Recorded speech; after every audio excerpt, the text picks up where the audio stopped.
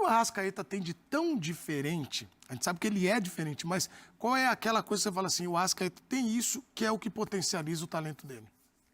Ele é muito craque. É? Ele é craque. Ele, se você... Hoje em dia se faz muito essas enquetes. Salve, salve, nação. Vambora com mais um vídeo aí falando sobre o nosso Mengão aí. Flamengo vence o Pirâmides, avança para o Mundial de Clubes enfrentar o PSG, né? Nessa próxima quarta-feira, às 2 horas da tarde. Vai ser Flamengo e PSG, decisão do Mundial de Clubes. E precisamos falar novamente do Arrascaeta, né? Arrascaeta nessa semifinal contribuiu com 2 assistências que levou o Flamengo à final, né? Nas quartas contra a Cruz Azul, fez 2 gols e agora fez 2 assistências, né? O que será que ele vai fazer na final, né? Então, será que ele vai virar treinador? Porque o Arrascaeta é demais, né? 25 gols e 20 assistências na temporada. E também não podemos esquecer sobre o retorno de Pedro. Pedro voltou, jogou mais ou menos 10 minutos, 3 finalizações no jogo e uma caneta lindíssima. Então, Pedro, sim, é uma excelente notícia para o Flamengo para essa decisão, né? Então, vamos embora assistir mais um debate aqui, falando sobre a Arrascaeta, o retorno de Pedro, sobre se o Arrascaeta jogava naquele timaço do Flamengo de 81 como titular ou não. Bora com mais um vídeo aí, deixe seu like, se inscreve no canal, hype o vídeo aí e deixe seu comentário aí na sua, vambora! É o Super Clássico das Américas. Não, mas no total, né? Ano passado foi a Copa do Brasil, esse ano Taça Guanabara, Campeonato Carioca, Nossa, é muito Brasileiro, Libertadores. São 7, então. 7 taças do Felipe Luiz. Mas qual é o nome? Ano, né? Qual é o nome das taças mesmo? Essa das duas. Essa é a Challenger. Challenger é a última. E a outra é a última. E a anterior é a do Clássico das Américas. Isso, mas um amigo meu tava falando que é negócio de chegar atrasado, que não é legal e tal. E aí um amigo dele falou que correu e ganhou 20 minutos. Aí ele falou, então, muito obrigado. O que nós vamos fazer com esses 20 minutos que você ganhou aí? Não ganha nada. Então o Flamengo precisa ganhar do Chelsea, do Paris Saint-Germain. Eu tô torcendo pro Flamengo, eu acho que o brasileiro só não vai torcer aquele que é contra mesmo, o Vasco, o Fluminense, o Botafogo. Quem não é, sabe? Ou algum que tem um pouco de raiva do Flamengo e tal, porque tá ganhando tudo.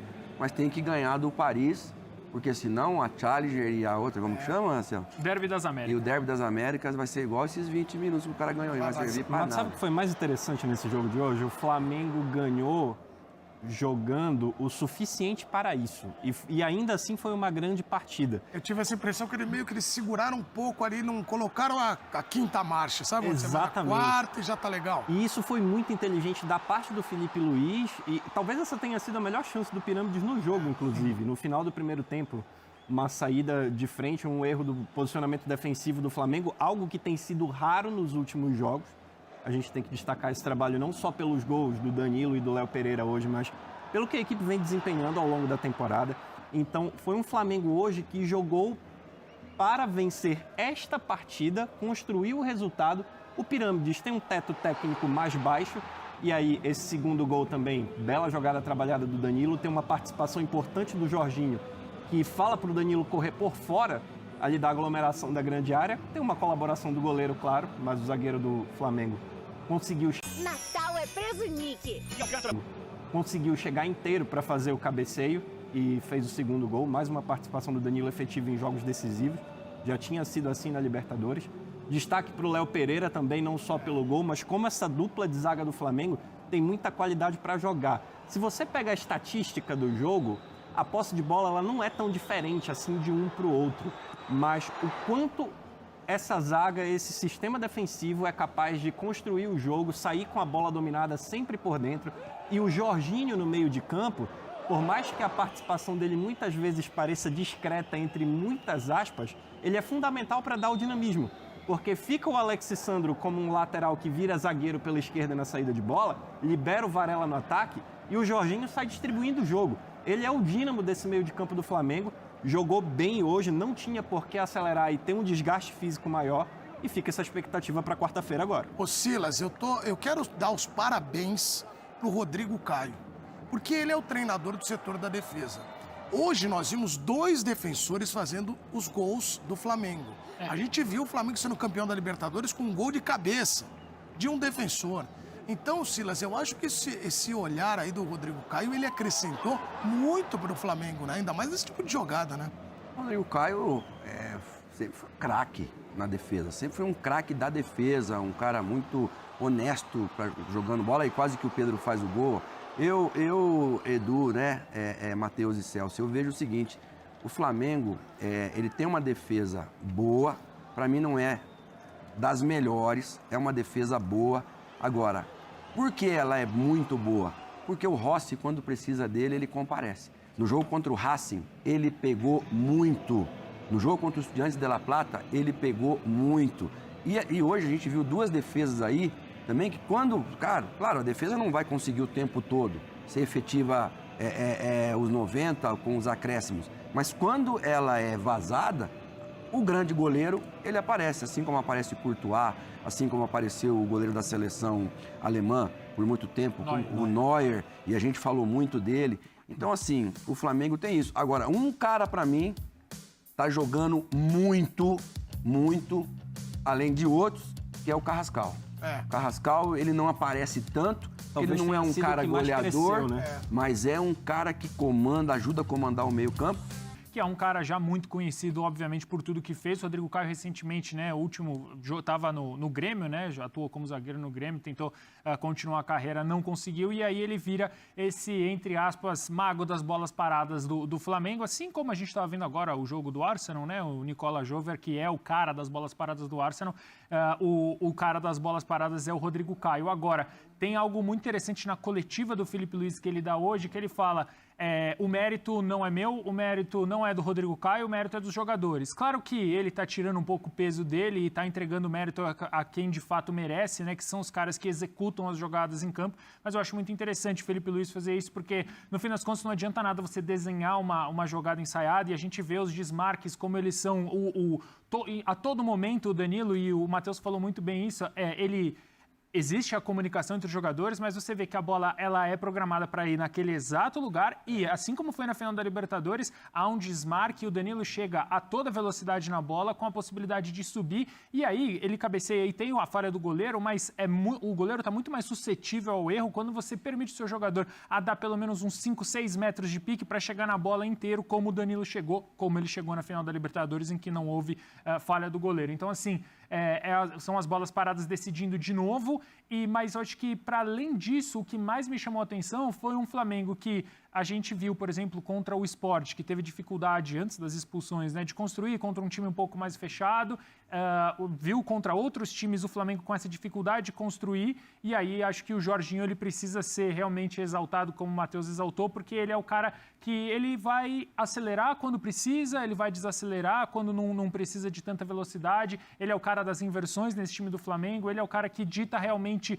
o ritmo ao lado, obviamente, do Arrascaeta, e acho que a gente pode olhar para um Flamengo que descomplicou um jogo que poderia ser muito complicado, porque foi a característica que o Flamengo mostrou. Contra times que se abrem contra o Flamengo, normalmente o Flamengo vai muito bem. É claro que depois a gente vai falar sobre o PSG, que aí é outro nível de time, né? Aí não é dos níveis do time do futebol brasileiro. Mas o próprio Palmeiras, por exemplo, não falando da final da Libertadores, mas o jogo contra o Flamengo no Maracanã, foi um jogo em que o Flamengo se lançou, o Palmeiras se lançou e o Flamengo ainda, apesar de alguns erros, consegue vencer o jogo. Esse jogo era um jogo que parecia fácil, porque você olha pirâmides do Egito, não sei o quê.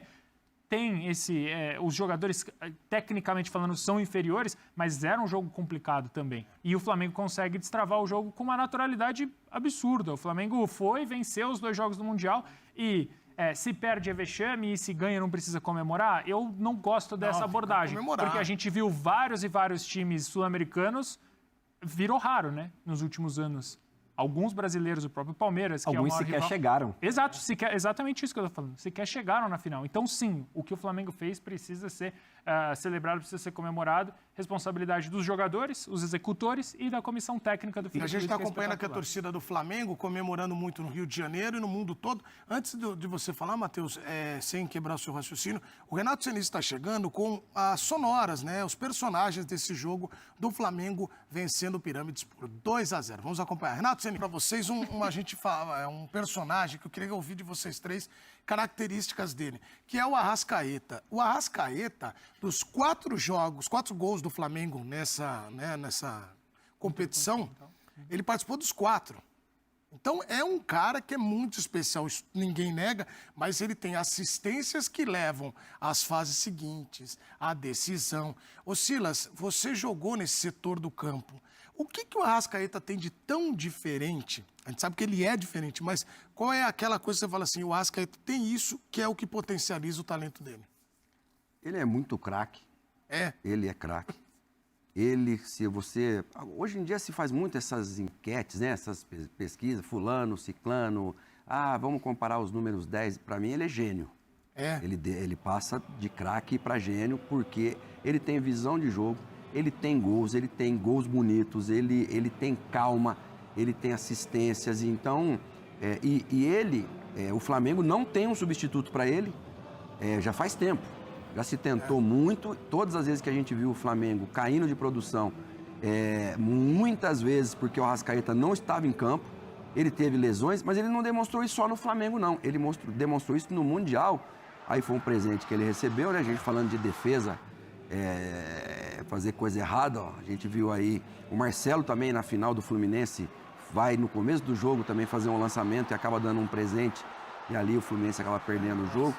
Mas o Arrascaeta, ele teve na Copa do Mundo momentos maravilhosos com a seleção uruguaia também. Então, assim, é fora da curva, é um cara que não se mete em polêmica, é um cara que não tem medo a gente costuma dizer na gíria, né, do pau, de pancada.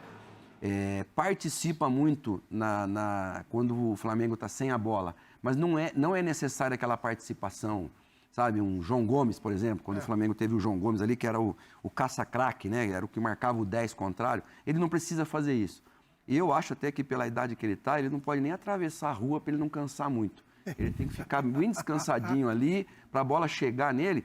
E os jogadores do Flamengo, nós entrevistamos esses dias aqui, o Edu, o Zico e tal, o que os zagueiros faziam quando eles tinham a bola? E na própria seleção brasileira, o Edinho falou pra gente, a gente procurava o Zico o mais rápido que a gente pudesse. Então, eu acho que o Flamengo, quando acha o Arrascaeta já do meio campo para frente, desmarcado, aí sempre acontece alguma coisa. E os jogadores sabem disso. Bruno Henrique sabe disso, Cebolinha sabe disso, Pedro sabe disso, Luiz Araújo, enfim. Todos os jogadores do ataque sabem dessa característica, essa qualidade que ele tem. Matheus, olha o GC que colocaram. É a melhor temporada do Arrascaeta com a camisa do Flamengo? Sim ou não? Sim, são 25 gols e 20 assistências. Os números mostram por si só essa capacidade que ele tem de decidir o jogo, mas não é só por uma questão meramente matemática, é o impacto que ele tem no time jogando. E aí o Silas trouxe a experiência dele também, jogando com outros grandes craques, até conversando. O Arrascaeta, ele tem um diferencial, que é a capacidade de pensar rápido, é a chamada intensidade. Muitas vezes a gente confunde, eu sempre bato nessa tecla na transmissão, confundir a intensidade com o jogador que pega a bola, muitas vezes um ponta, um lateral, e sai correndo para o fundo e acelera o jogo. Não é só isso. O Arrascaeta acelera o jogo com a inteligência dele, porque ele domina a bola, ele já mapeou o espaço antes, ele sabe para quem ele vai tocar, ou se ele vai conduzir um pouco mais e tentar a finalização. Então, ele pensa o jogo muito mais rápido e de uma forma muito mais efetiva do que outros jogadores de meio de campo, concorrentes dele ali de posição e até colegas mesmo do Flamengo. Por isso que ele acha um passe que muitas vezes a gente fica impressionado, porque ele já antecipou 10 segundos antes de receber. Eu vou receber aqui, eu já estou vendo ali o Bruno Henrique, está ali o Plata, está o Carrascal, então ele já sabe para quem ele vai tocar a bola, ele já sabe qual gesto técnico ele vai executar, em qual espaço determinado previamente, porque ele já pensou o jogo antes de todo mundo. Esse é o grande diferencial. Ô Celso, e o olhar para esse Arrascaeta, ele é um olhar de chegar no ápice no Mundial. Não sei se você concorda com isso, porque você lembra que no Brasileiro ele vai... É uma loucura isso, né? Cara, porque lembra na temporada que ele ficava fora 2, 3 jogos, e o Flamengo sofria um pouco, mas...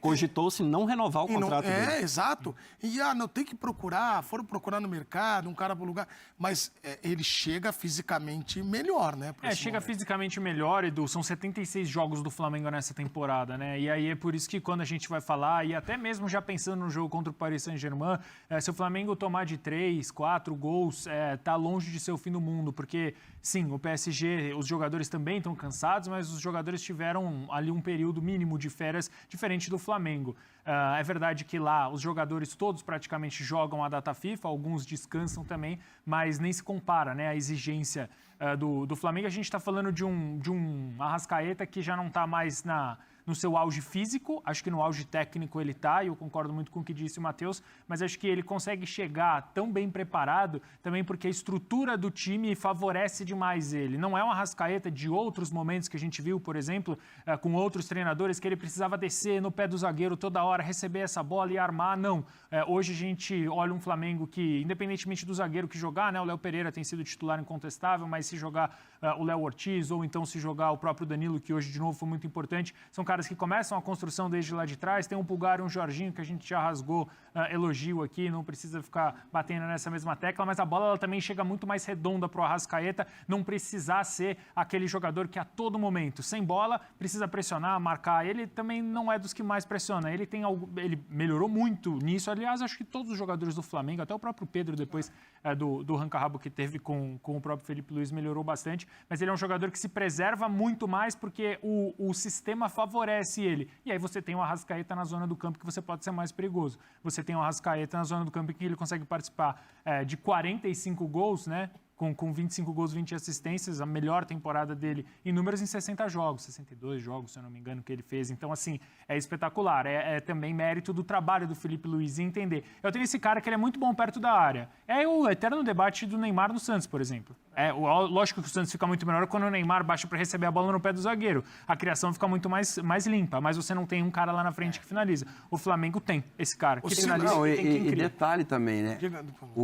Desculpa, Matheus. O ataque do Flamengo muda, mas qualquer jogador que colocar para jogar junto com o Arrascaeta, Arrascaeta não muda a produtividade dele. Porque o entrosamento, hoje em dia, é o Palmeiras. Não foi o Palmeiras de sempre. Tinha maus jogadores? Não. Mas e o entrosamento? Uma coisa é você estar sempre ali, Zico, Adílio, Nunes, Lico, Tita, ou seja, tá jogando com aqueles caras sempre, Andrade ali e tal. Cara, todo mundo se conhece de anos. Agora, o Flamengo, ele muda, você vê, hoje ele não entrou não entrou com o Samuel Lino, entrou com o Cebolinha. E ao redor do Arrascaeta já mudou muito. Justamente, ele continua sendo... Eu acho que deve ter uma ordem lá no vestiário, que quando a bola chegar, vocês passem para o Arrascaeta, deixa que depois ele faz o que ele quiser. Porque ele não muda. Ele consegue achar os caras, ele consegue fazer os caras jogarem bem, independentemente de quem sejam esses caras.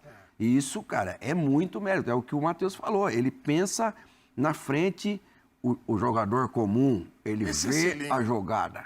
O craque, ele antevê a jogada. O Cilinho falava para nós. Cilinho tinha grandes pensamentos. O Cilinho foi um genial treinador. E treinou o Silas, e ele tinha um pensamento que era maravilhoso, Matheus. Você tem que fugir de duas pessoas no mundo. O jogador que não é inteligente e o garçom lento, porque ele vai te atrapalhar. Matheus, você sabe que você ia falar do Arrascaeta e a gente te interrompeu. Pode falar. Tranquilo. E isso passa muito também por 2 pontos. Primeiro que o Arrascaeta joga com o Bruno Henrique, que, pensando rápido aqui, é o único remanescente da equipe do Jorge Jesus no setor ofensivo desde 2019. Então, o entrosamento entre eles já é no olhar. E quem se encaixa... Quem vai chegando no meio do caminho vai se adaptando ao que eles construíram lá atrás. E mesmo quando o Bruno Henrique não é titular, como foi o caso hoje, isso vai passando. Então você começa a entender, muda treinador, mas tem uma raiz ali da compreensão do jogo que hoje o Arrascaeta e o Bruno Henrique acabam sendo 2 grandes esteios desse ataque do Flamengo. E tem um outro ponto que eu acho que o Silas pode até trazer melhor pra gente, que é a experiência do jogador. Ele sabe que ele não é mais aquele cara que vai ficar voltando para buscar a bola no pé do volante a todo momento, porque ele não tem mais a mesma explosão física, ele tem uma capacidade de raciocínio melhor e ele está tecnicamente voando 100%. Mas ele não tem fisicamente mais essa condição de ficar fazendo área a todo momento. Que o Messi faz na seleção da Argentina. Exatamente. Ô, Silas, eu tô com uma vontade de perguntar uma coisa para você, eu vou perguntar. Eu não me aguento. Silas, você jogou numa década de ouro do futebol brasileiro, década de 80. E 90, tudo, mas 80 ali. Eu fiz essa pergunta no Futebol Show e tive respostas diferentes. O Arrascaeta, você lembra daquele Flamengo de 1981? Sim. O Arrascaeta é o jogador atual do Flamengo que mais tem a característica daquela galera de 81? O Arrascaeta entraria ali. Jogaria naquele time? Jogaria. A gente tem falado muito sobre isso, né? O Neymar jogaria naquele time, naquela seleção, não sei o que tal. O Arrascaeta jogaria. Você pipocou na pergunta e ele ainda te respondeu. Ele respondeu o que eu falei. Eu falei, o Rodrigo Bueno não acreditou. Eu falei, não, falei, não precisa tirar. É claro que para pro Arrascaeta entrar, eu não quero cometer sem delicadeza tirar um cara dali, porque os caras fizeram história. Mas o Arrasca teria a capacidade, por exemplo, num Flamengo de todos os tempos, de você escalar ele ao lado do Zico. Eu tô louco. Nós estamos falando do Messi, características parecidas, né? Aqui não estamos comparando um com o outro, só as características. O Argentina está jogando com o Messi e o que jogou no Botafogo aqui, Almada. o Almada. O Almada, 50 anos mais novo que o Messi. Os dois estão jogando juntos. Por que não poderia jogar Zico e Arrascaeta? Exatamente. Cara, aí o cara falou, quem vai marcar? Quem vai marcar é o outro time. Esses aí iam jogar, porque, cara, é só você não deixar... O lateral não precisa subir. É que Brasil tem fama... Todo mundo fala, o Thiago Silva, se for para a Copa, né, pode ter chance, jogadores machucando aí, agora com a lesão do Militão também, do Éder Militão. Cara, segura o lateral. Você segura o lateral, pronto. O Everaldo, em 70, foi colocado na lateral esquerda.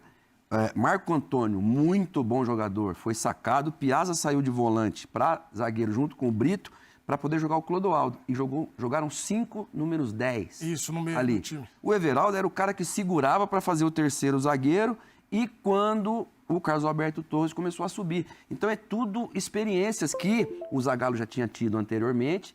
Quando ele coloca o Rivelino ali, ele chama o Rivelino. Eu quero que você faça... Isso quem falou para mim foi o próprio Rivelino. Eu quero que você faça exatamente o que eu fiz. Até o Edu Jonas falou que o Chirol falou pra ele, o homem quer falar com o Rivelino, acho que eu dancei, hein? Aí o Edu passou. Então, é isso aí, nação, mais um vídeo aí para o canal, né? A influência de Arrascaeta no Flamengo é uma coisa fora do normal. Quando o Arrascaeta não tá bem, ou tá ausente da partida, por vários motivos, né? Suspenso, poupado, machucado... e qualquer tipo de coisa. O Flamengo peca muito na criação das jogadas. A gente viu algum tempo atrás, alguns meses atrás, quando o Arrascaeta não estava jogando. O Flamengo é um time pouco criativo. O Flamengo não consegue criar jogadas. O Flamengo não consegue definir a jogada. Esse é o maior questionamento que a gente, torcedor, fazia do time do Flamengo, né? Porém, se a gente olhar o outro lado, quando o Arrascaeta está em campo e está no seu auge físico, tecnicamente, auge físico, principalmente, porque o maior quesito do Arrascaeta sempre foi o condicionamento físico. O Arrascaeta chega no final de temporada, está estourado. O Arrascaeta chega no final de temporada e não consegue jogar. Em 2025 foi totalmente diferente. Ele teve uma preparação melhor para essa temporada de 2025, do ano passado para cá, que está conseguindo chegar, mesmo chegando no último jogo da temporada. Esse jogo contra o PSG vai ser o último jogo da temporada. O Arrascaeta fisicamente tá voando. Obviamente os jogadores não vão falar, mas fisicamente os jogadores já estão destruídos.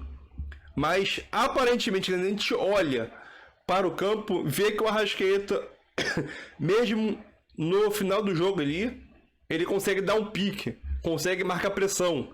Então isso é uma situação que a gente não via há 2, 3 anos atrás envolvendo o Arrascaeta. Vale lembrar que o Arrascaeta tem mais de 30.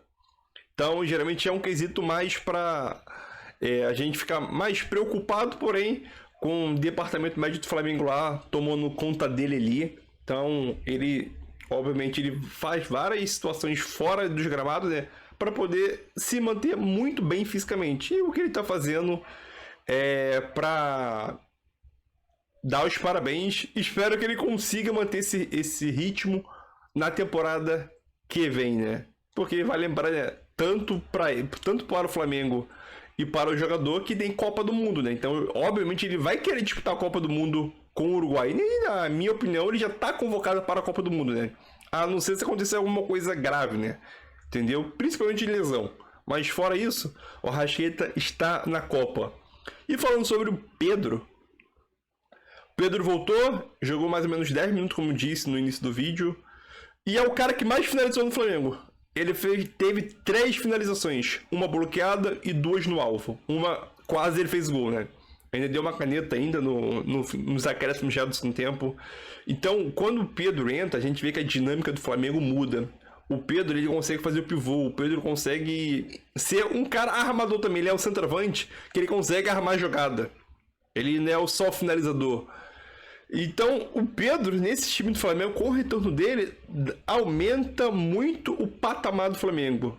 E, obviamente, o Flamengo sem o Pedro já era letal, com o Pedro maior ainda. E esse jogo contra o PSG agora aí vai ser um grande desafio para o Flamengo, né? Sabemos que o PSG vai ter alguns desfalques aí. Acho que o Hakimi, Marquinhos, a situação do Dembélé ainda está indecisa se vai ou não para o Mundial. Mas a situação é, a meta do Flamengo era chegar à decisão do Mundial. Chegou.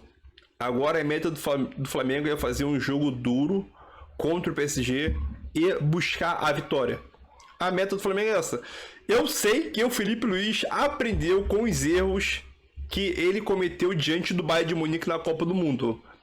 Então espero que ele tenha tirado alguma lição disso para nesse jogo diante do PSG, que até a temporada passada era a melhor equipe do mundo, vem oscilando muito aí, né? Acho que perdeu o posto de líder do francês, mas mesmo assim é um time a ser respeitado. Tem um baita elenco, jogadores que praticamente todos os jogadores servem suas respectivas seleções. Porém, o Flamengo chega muito preparado para poder enfrentar o PSG e ganhar o jogo e ser campeão. Preste atenção no que eu estou falando, escuta só. O Flamengo chega muito preparado para poder fazer um jogo muito bom e ganhar esse título diante do PSG e se tornar bicampeão do mundo.